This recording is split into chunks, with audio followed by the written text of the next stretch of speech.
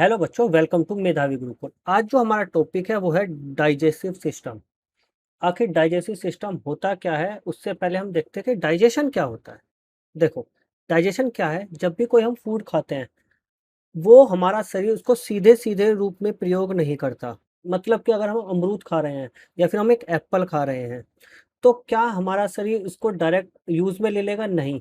पहले उसको डाइजेशन करेगा, छोटे-छोटे पार्टों में तोड़ेगा, फिर जब उससे मिलने वाली एनर्जी वो ब्लड की सहायता से हमारे और अंगों में चली जाएगी। तो इसी पूरे प्रोसेस को, मतलब कि हमारा जो फूड है वो एक ठोस रूप में है, जटिल रूप में है, उसको पहले छोटे-छोटे पार्टों में तोड़ना और छोटे-छोटे पार्टों में तोड़ने के बाद उससे मिलने वाली जो एनर्जी है, वृद्धि है, उसको क्या करना, ब्लड की सहायता से हमारे और दूसरे ऑर्गन में पहुंचाना ही क्या कहलाता है? डाइजेशन। देखो डेफिनेशन लिखी है, जरा इसको एक बार देख लेते हैं।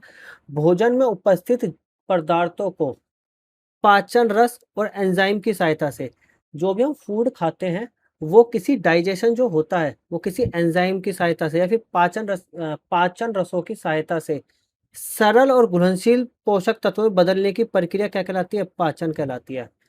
क्यों? क्योंकि हमारा जो ठोस भोजन है, जब हम कोई एप्पल खा रहे हैं, हम अमरूद खा रहे हैं, वो हम कितने ठोस रूप में खा रहे हैं, तो शरीर उसको हमारा डायरेक्ट उसको प्रयोग नहीं करेगा, पहले छोटे-छोटे पार्टों में तोड़ेगा और उसके बाद जो उससे मिलने वाली एनर्जी है, वो ब्लड की सहायता से हमारे दूसरे पार्ट्स में भेज देगा। उसी को क्या बोलते हैं? डाइजेशन। ये जो पूरा प्रोसेस है, ये किस तरीके से होता है, देखते हैं। देखो, ये आपको जो हमारा ह्यूमन बॉडी दिखाई दे रहा है, ये ब्लू कलर के आपको दिखाई दे रही है, डॉट डॉट डॉट डॉट सी। तो यहीं से हमारा भोजन होकर इस पूरे प्रोसेस को कंप्लीट करता है और जहां जहां से ये भोजन जाता है, उसी को बोलते हैं हम एलिमेंट्री कैनाल, आहार नाल।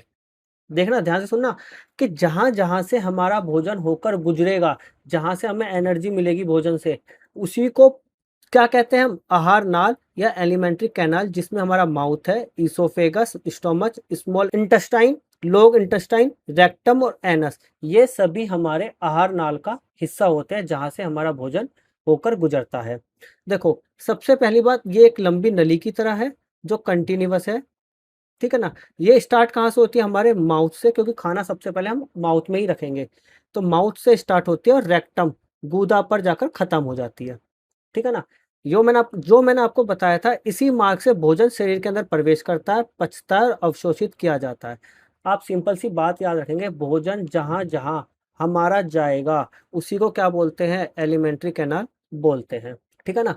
और अंत में अपचीय भोजन, मतलब जो भोजन हमारा पचता नहीं है, मल के रूप में, मल होता है पोटी, पोटी के रूप में शरीर से बाहर निकल जाता है। और इस बात को हम याद रखेंगे, बहुत इंपॉर्टेंट क्वेश्चन है कि ये टोटल कितने मीटर की होती है? 9 मीटर की होती है। ये क्वेश्चन यहाँ से कई बार आया है कि जो हमारी एनिमेल्ट्री कैनाल है या फिर आहार नाल है, वो कितने मीटर की होती है? 9 मीटर की होती है। स्टार्ट कहाँ से होती है? हमारे मुख से, माउथ से, और कहाँ पर खत्म होती है? गूदा, एनस पर, ठीक है ना। आगे चलते हैं। इसके अलावा कुछ और ऑर्गन्स भी हैं जो हमारे भोजन को पचाने में हेल्प करते हैं, डाइजेशन करने में भोजन की हेल्प करते हैं, पर वहां पर भोजन नहीं जाता।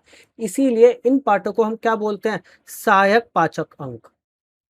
यहाँ पर भोजन नहीं जाता, पर फिर भी ये भोजन को पचाने में हेल्प करते हैं। जैसे लिखा है, हमारा लीवर हो गया, पैनक्रिया हो गया, गोल ब्लैडर हो गया, आहार नाल का भाग नहीं है, एलिमेंट्री कैनाल का भाग नहीं है, पर ये पाचन में सहायता करने वाले सहायक अंग है।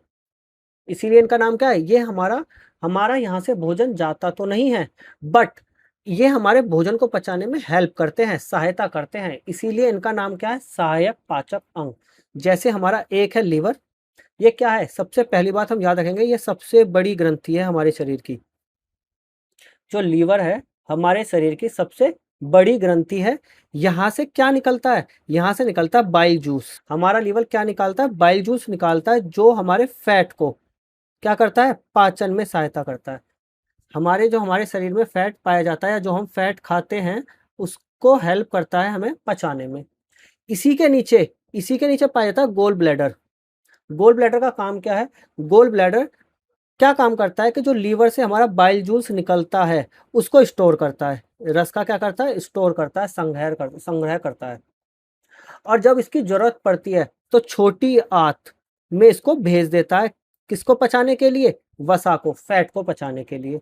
एक है हमारी पैनक्रियास, यहाँ से अलग अलग तरह के रस निकलते हैं, जिसमें क्या होता है, एनामिल नाम का रस है जो हमारे कार्बोहाइड्रेट को पचाता है, टाइपसिन नाम का जो एक रस है वो प्रोटीन को पचाता है, और लाइपेज हमारे वसा को पचाता है। ये तीन चीज हम पढ़ रहे हैं, कार्बोहाइड्रेट, प्रोटीन और वसा। ये क्या होते हैं, चलो एक बार इनको भी देख लेते हैं।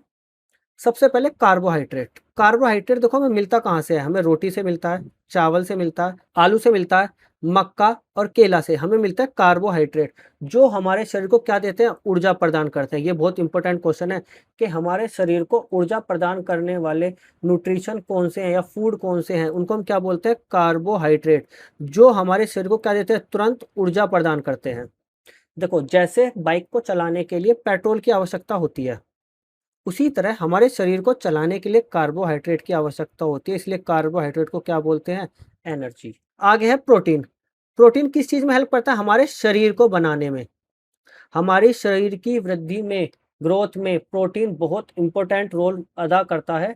और जो हमें जो मिलते हैं वो अंडा, दूध, पनीर, दाल, सोयाबीन और से भी मिलता है, बट ये इंपॉर्टेंट है जहाँ से हमें प्रोटीन मिलता है। जिस तरह घर बनाने के लिए ईंटों की जरूरत होती है, इसी तरह हमारे शरीर को बनाने के लिए किसकी आवश्यकता होती है, प्रोटीन की। ठीक है, इसीलिए प्रोटीन को क्या कहते हैं, ग्रोथ या फिर रिपेयर, वसा, फैट। देखो वसा से भी हमें क्या मिलता है, एनर्जी मिलती है। हमें क्या मिलती है, एनर्जी मिलती है। देखो हमें मिलते कहाँ से है, घी, मक्खन, मूंगफली, बादाम, तेल, इन सभी से हमें क्या मिलता है, वसा मिलती है, हमें फैट मिलता है। देखो क्या करते हैं, इसका काम क्या क्या है, इसका काम है सबसे पहले ऊर्जा देना, शरीर को गर्म रखने में सहायता करना। देखो अब आप कहोगे सर कार्बोहाइड्रेट भी तो हमें बस जो एनर्जी देता है। देखो कार्बोहाइड्रेट खाने के बाद हमें तभी हमें एनर्जी मिल जाती है, बट जब हमें शरीर को एनर्जी की जरूरत होती है और हम कार्बोहाइड्रेट नहीं खा पाते, हम रोटी नहीं खा पाते, तब क्या हमारा शरीर कहाँ से, तो वसा से ही, हमें हमारा शरीर वसा से ही क्या ले लेता है, एनर्जी ले लेता है। इसीलिए वसा को बैकअप बैटरी भी कहते हैं। जब हमें तुरंत ऊर्जा नहीं मिलती तब हमारा शरीर एनर्जी लेने के लिए किसका यूज करता है, वसा का यूज कर लेता है। आगे है विटामिन, वो हमारे शरीर को स्वस्थ रखने के लिए आवश्यक है, शरीर को बीमारियों से बचाते हैं, हमारी इम्यूनिटी सिस्टम जो रोगों से लड़ने की क्षमता जो होती है उसको हमारे को बढ़ावा देते हैं, और हमारे शरीर को स्वस्थ रखते हैं। ये जो हमें मिलते हैं वो संतरा, आम, गाजर, पालक, नींबू आदि से मिलते हैं। इसीलिए विटामिन को हमारे शरीर का क्या कहा जाता है, सुरक्षा गार्ड कहा जाता है विटामिन को। आगे देखते हैं, चलो हम अपने डाइजेस्टिव सिस्टम जो पढ़ रहे थे, आगे देखते हैं। जो हमारा डाइजेशन है वो 5 अवस्थाओं से होकर गुजरता है। यहाँ से भी क्वेश्चन बनता है, स्टार लगा दिया इसीलिए कि जो हमारा डाइजेशन है वो कितनी अवस्थाओं से होकर गुजरता है, तो ये 5 अवस्थाओं से होकर गुजरता है, जिसमें सबसे पहले भोजन, पाचन, अवशोषण, आत्मसात और मल त्याग है। इनको भी एक बार हम फटाफट फटाफट देख लेते हैं। सबसे पहला क्या है, भोजन ग्रहण। देखो शरीर में भोजन का अंदर लेना, यही क्या है हमारा, भोजन ग्रहण करना, जो कहाँ से स्टार्ट होता है, मुंह से स्टार्ट होता है। दांत क्या काम करते हैं, काटने के और चबाने के काम आता है, और टंग हमारी क्या करती है, उसको निगलने में हेल्प करती है। इसी स्टेप को क्या बोलते हैं, भोजन ग्रहण करना। सेकंड है हमारा डाइजेशन, पाचन। देखो पाचन क्या है, जैसे मैंने आपको स्टार्टिंग में बताया था कि जो हम भोजन खाते हैं उसको छोटे छोटे और सरल पोषक तत्वों में तोड़ना, यही क्या है हमारा पाचन। और ये टूटता किनकी सहायता से है, ये टूटता है एंजाइम और जूस, जो बाइल जूस है उनकी सहायता से। इसीलिए एंजाइम्स को और बाइल जूस को कैंची भी कहा जाता है हमारे शरीर की, या कैंची की तरह काम करते हैं। तो पाचन में हमारा क्या क्या यूज होता है, हमारा मुंह यूज होता है, हमारा अमाशय जो हमारा स्टमक है, छोटी आंत, ये सभी यूज होते हैं हमारे डाइजेशन में। तीसरा स्टेप क्या था, तीसरा स्टेप था अवशोषण। अवशोषण देखो क्या होता है, जब खाना पच जाता है, स्मॉल इंटेस्टाइन, छोटी आंत में, देखो एक जैसे दिख रही है ना आपको फिगर, ये दिख रही है ना छोटी छोटी फिंगर, फिंगर तरह की कुछ आकृतियां पाई जाती है जिन्हें हम विली बोलते हैं। तो यहीं से हमारी जो हमारा ब्लड है, यहीं से छोटी आंत से, यहीं पे देखो ये दिख रहा है ना छोटी आंत जो बीच में है, छोटी आंत, तो यहीं से भोजन से मिलने वाली एनर्जी को, छोटी आंत से मिलने वाली जो एनर्जी है, ब्लड यहीं से इसका कर लेता है अवशोषण, ऑब्जर्व कर लेता है, सोख लेता है। कहाँ से, छोटी आंत से, और छोटी आंत में भी कहाँ से, विली से। आई बात समझ। आगे देखते हैं, आगे है आत्मसात करना। जब ब्लड छोटी आंत से, विली से खून की सहायता से उसको अवशोषण कर लिया, तो शरीर में हर अंग को, हर बॉडी सेल को ये पहुंचा देता है, जहां जहां जितनी इसकी आवश्यकता होगी एनर्जी की, हमारे बॉडी पार्ट में किसी की भी, वहां उसको पहुंचा देगा। तो जहां पे क्या पहुंचा देगा? ऊर्जा पहुंचा देगा, ग्रोथ पहुंचा देगा, जहां पे मरम्मत की जरूरत है वहां पहुंचा देगा हमारा ब्लड एनर्जी को।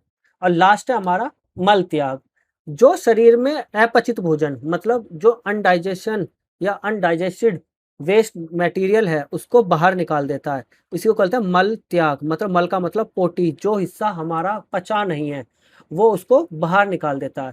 तो पहला क्वेश्चन यहाँ से भी बनता है कि जो बड़ी आंत है वही मल का निर्माण करती है। क्वेश्चन यहाँ से मिल जाए कि जो हमारे शरीर में मल का निर्माण कहाँ होता है, तो बड़ी आंत में होता है।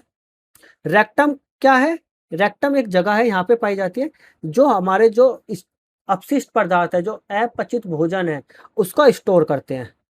तो यहाँ से भी क्वेश्चन बनता है कि जो हमारा अपचय भोजन है, जो अनडाइजेस्टेड भोजन है, वो स्टोर कहाँ होता है, जमा कहाँ होता है? तो जमा होता है रेक्टम में, और एनस गूदा की सहायता से वो हमारे शरीर से बाहर चला जाता है। तो इन्हीं 5 स्टेप से हमारा डाइजेशन कंप्लीट होता है।